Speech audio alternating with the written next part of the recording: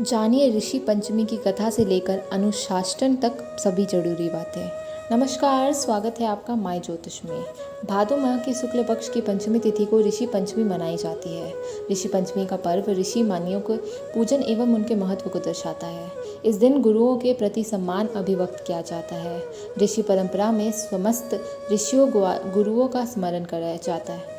ऋषि परंपरा में समस्त ऋषियों गुरुओं का स्मरण किया जाता है, भक्ति और विश्वास के साथ किया जाता है। इस दिन को मनाया जाता है। यह दिन ज्ञान, आध्यात्मिक ऊर्जा को स्वयं में समाहित करने का दिन होता है। इनके प्रति सम्मान, गुरु के प्रति सम्मान एवं भक्ति को दर्शाने से जीवन में शुभता का आगमन होता है। जीवन में सकारात्मक ऊर्जा अंग का संचार होता है। इस दिन देश भर में संतों की पूजा विधि विधान से की जाती है। इस शुभ दिन व्रत या उपवास धारण करने से देह निर्मल होती है तथा इंद्रिय शक्ति शांत होती है। इस दिन व्रत या उपवास करने से सभी प्रकार के पापों से मुक्ति मिलती है और भक्तों को शुभ फलों की प्राप्ति होती है। ऋषि पंचमी का पर्व संतों के प्रति सम्मान, भक्ति, कृतज्ञता और संपन्न के भाव का प्रतिनिधित्व करता है। क्या है ऋषि पंचमी पूजा अनुशासन? भारतीय परंपरा में एक वेद इत्यादि ग्रंथों में ऋषियों के स्वरूप को बहुत ही सुंदर ढंग से निरूपित किया गया है।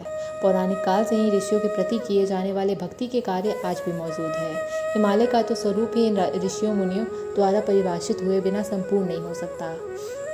प्राचीन काल में यह पर्व केवल पुरुषों द्वारा मनाया जाता था, लेकिन समय और आधुनिक दृष्टिकोण में बदलाव के साथ महिलाओं ने भी इसका पालन करना शुरू कर दिया। इस दिन पवित्र नदियों में स्नान का विशेष महत्व है। सप्तर्षि की मूर्तियां की स्थापना की जाती है और फिर पूजन भी किया जाता है।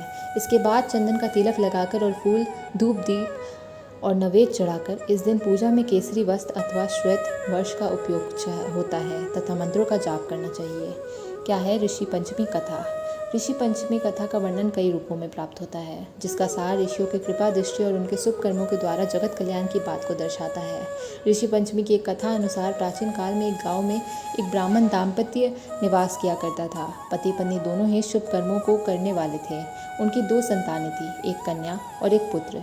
पुजारी ने अपनी बेटी का विवाह एक ब्राह्मण परिवार में किया, लेकिन प्रतिकूल परिस्थितियों के कारण उनके दामाद की आकस्मिक मृत्यु हो गई। विधवा बेटी अपने मायके आ जाती है और वहीं रहने लगती है। एक रात अचानक उसने देखा कि उसके शरीर पर भारी संख्या में कीड़े रेंग रहे होते हैं। अपनी बेटी की यह दशा देख माता पिता व्याकुल हो उठते हैं। वहाँ उसे एक ऋषि के पास ले जाते हैं, जहाँ पुजारी उसे उसकी कन्या के पूर्व जन्म के वृत्तांत को सुनाते हैं।